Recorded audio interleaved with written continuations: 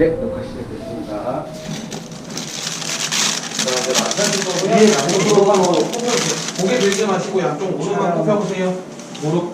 네. 힘 빼시고 양 옆으로 천천히 벌리세요. 그렇죠.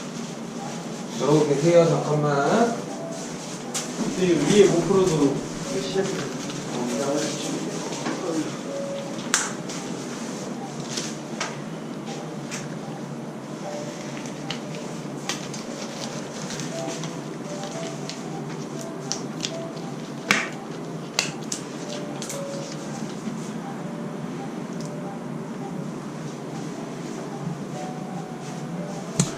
So hello everyone.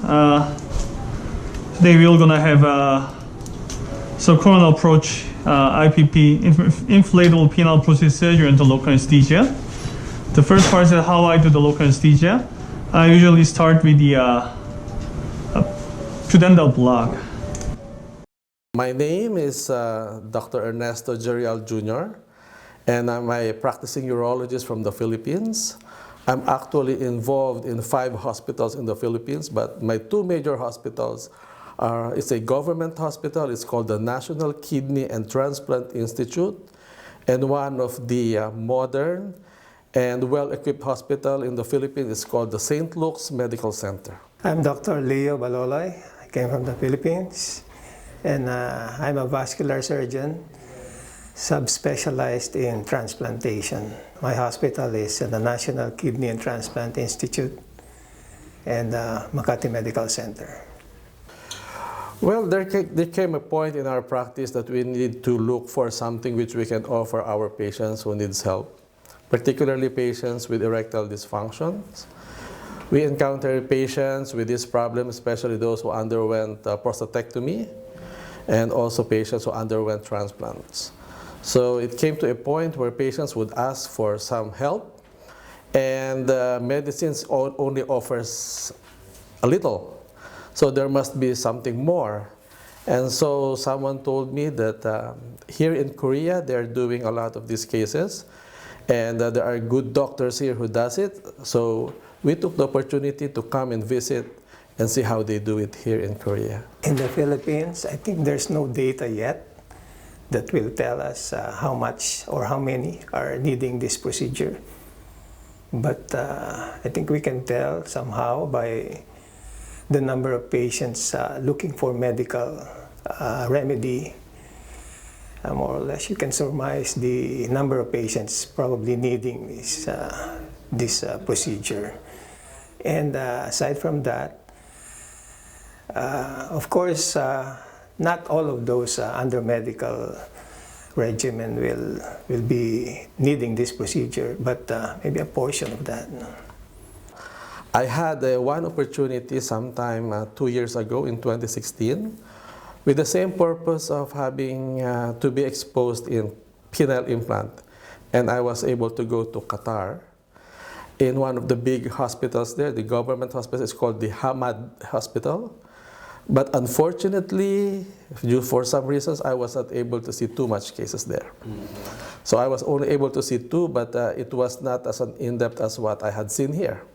I've attended some, but not of this kind of procedure. Mostly in conventions, the Asian Vascular, in Singapore, in Malaysia, and some other places. Oh, they're great. Okay, especially for someone like us who is not very much familiar with this. And you see it in the actual performance. For a surgeon, the feeling is great. It's very educational and it's very informative. So today's case, really great, and we are happy to have that opportunity to see those cases. I've not seen anything like that, so it's a very much a learning experience for us to be seeing these 2 cases and with different approaches to implanting prosthesis. Well, at first I was surprised. I was surprised that you can do such a kind of surgery under local anesthesia. But probably for us beginners, we would rather do it in a way that the patient is asleep, so we can do it slowly. But of course, for the hands of an experienced surgeon, it would be best to do it under local anesthesia, because you would know that the patient is doing okay when the patient can respond to your questions during the surgery. So for a beginner, maybe I would think twice in doing it under local, but once I gain more experience as we go along, then probably it would be better if we do it under local.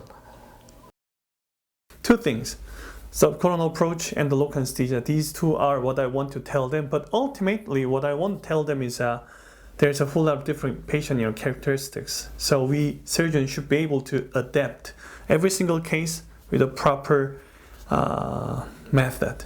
Today's live surgery case was the reason why he had to have a local anesthesia is that first of all, erectile dysfunction surgery, this is not a life or death situation, right? I do not want to make any other serious complications because of the surgery. So this patient had lung cancer and he only have one lung left. Okay, so, and he's 77 years old. So having him go through under general anesthesia, it's a whole lot of mess. He need to have a whole lot of different tests to get the general anesthesia for this surgery, and then throughout his mechanical ventilation during his general anesthesia, his lung can be damaged severely. So why making a serious impact in the patient life with something that is not affecting his life? So that is my theory. This is not a life or death surgery, so I want to make as minimal as possible, as minimal impact as possible to the patient life. I am a vascular surgeon, and sometimes we deal with patients with erectile dysfunction. Some of our patients who underwent, for example, an open aneurysm repair of the abdominal cavity, some of them develop erectile dysfunction, and I think would be needing this procedure. And some of our patients are chronic kidney disease patients with an early onset of erectile dysfunction, and I think they would benefit from this procedure. Well, of course, we've been doing it in some other ways in all of our cases. We also do it in other urologic cases, so why not? Why not? I think this is one form of disseminating information, not only for the patients, but for the doctors who can do it as well. Previously, I had a live surgery at the Taiwan General Hospital there. The difference with today's live surgery is that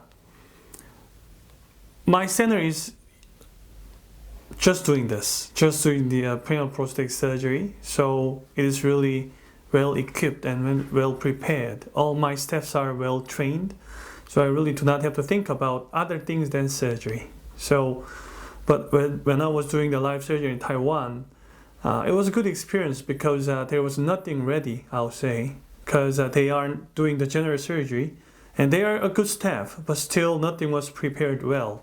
So today's live surgery made me feel like surgery is not just about one-man show. Actually, it's a team play. I need a good team. Whomever it is, you need a good team to do the live surgery or a good surgery to do the better job. So I guess in terms of that, I had a much easier live surgery than before.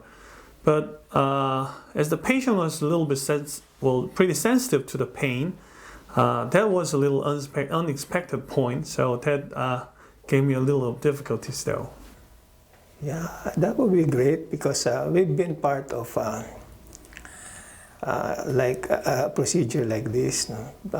In our center, we do a lot of postgraduate convention, and we do give them lectures. And I think participating in this type of activity would be great for a continuing medical education for those who are interested. So back in the days, we were learning surgery through our photos or the articles, I would say papers, right? So surgery is in motion, right?